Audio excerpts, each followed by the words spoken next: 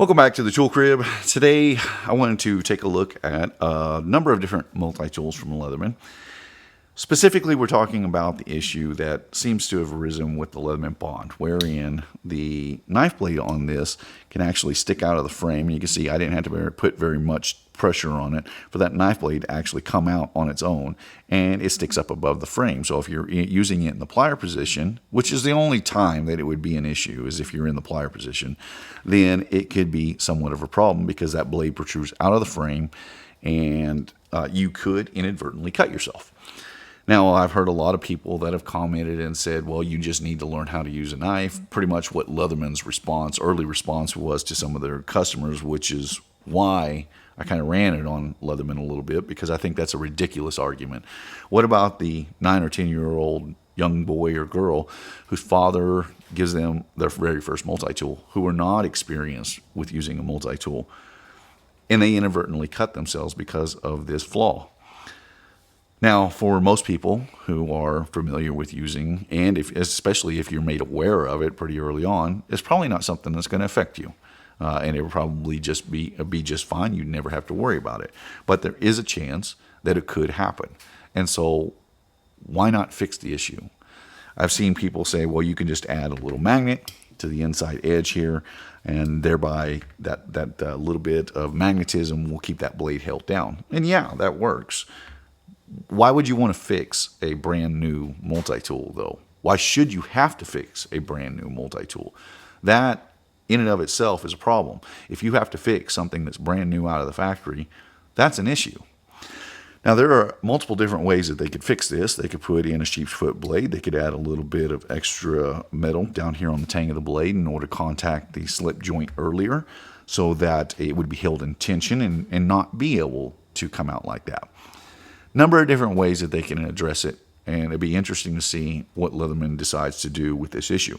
Now, the reason I have these other multi-tools out here is because a lot of other people have told me that in other designs of Leatherman, and specifically the ones that I have here on the table, that this was also an issue with earlier models. I've never known it to be an issue with earlier models. Now, there is one that I had neglected to think about in the very first review of the Leatherman Bond, which was the Leatherman Kick. And it's specifically because I don't pull it out very often. I just don't use it. It's just part of the collection. But we're going to go through a couple of these, and we're going to see if they have that issue. So the first one is the Leatherman rebar. Now, with the rebar and the Super Tool 300, they have locking tools.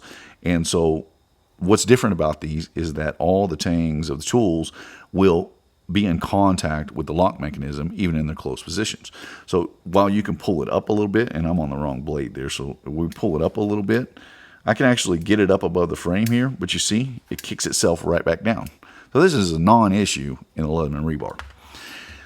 So we'll set that one to the side, and we'll pull in the Leatherman Super Tool 300. Now with the Super Tool 300, this is actually a little bit more of an issue. So while the tang of the blade is it's actually just barely off contact with the lock mechanism. So I can pull this up, and you can see that that blade will actually stick up above the frame ever so slightly.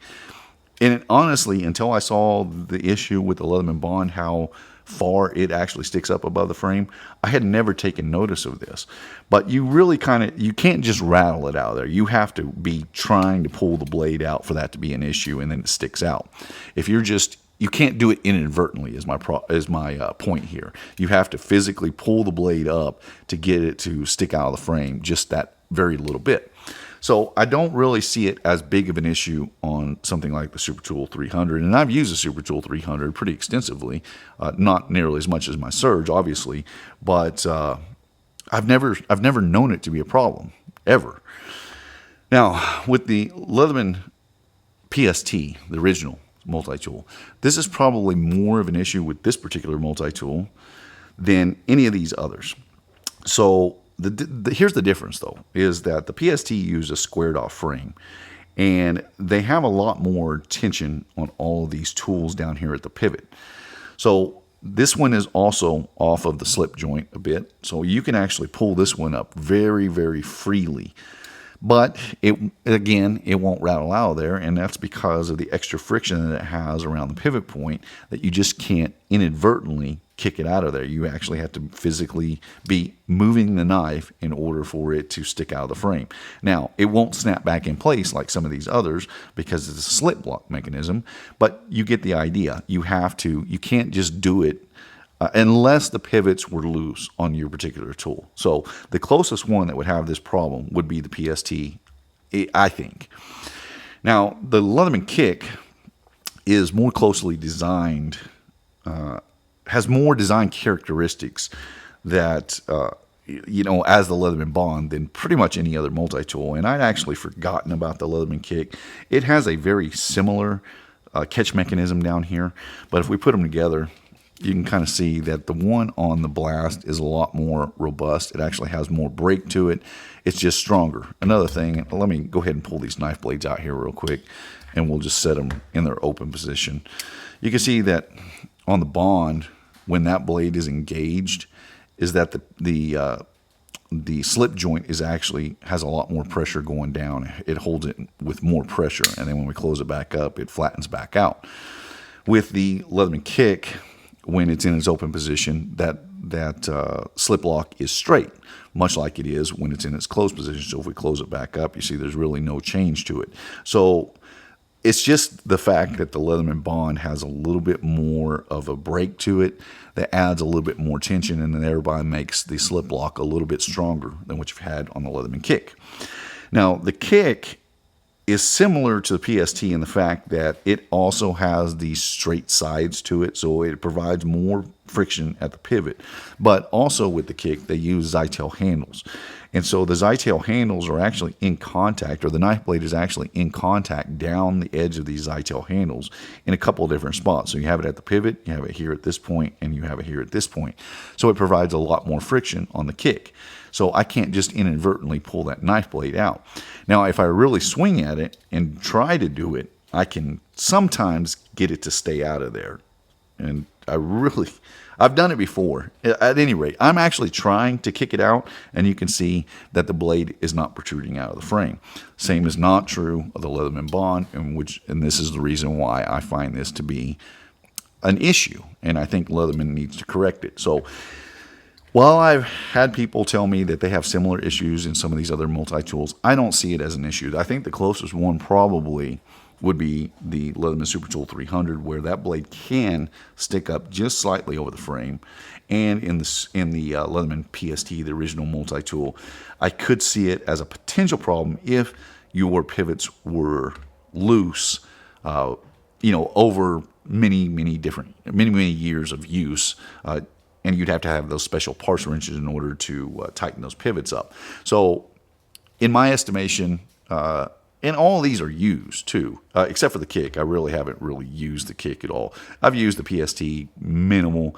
I've used the Super Tool 300 a lot more than, I probably had to say I'd used the rebar more than the Super Tool 300. But the point is these have all been worn in a little bit, and this one is brand new. It's literally a week old, and it is definitely an issue with this tool.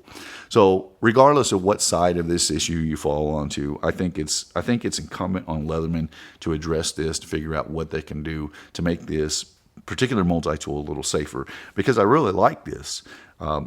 I like this for the fact that it addresses the needs of our European friends, because they are strangled by these knife laws. And then again, there's even people that have said even the Leatherman Bond would be considered illegal because of the fact that when you fold everything back up and you're using the knife blade, that you can't quickly fold it back over. I don't know. I think people are looking for excuses to make things illegal, when I think they should be arguing the other way, because I think those knife laws, I actually think those knife laws are just a terrible overreach of government, but that's just my personal opinion. So at any rate, I wanted to highlight some of these other multi-tools to show you that it's not the same issue in these other multi-tools as it is in the brand new Leatherman Bond. My name is Ben. You've been watching the Texas Tool Crib. I appreciate you watching, and I'll see you in the next one.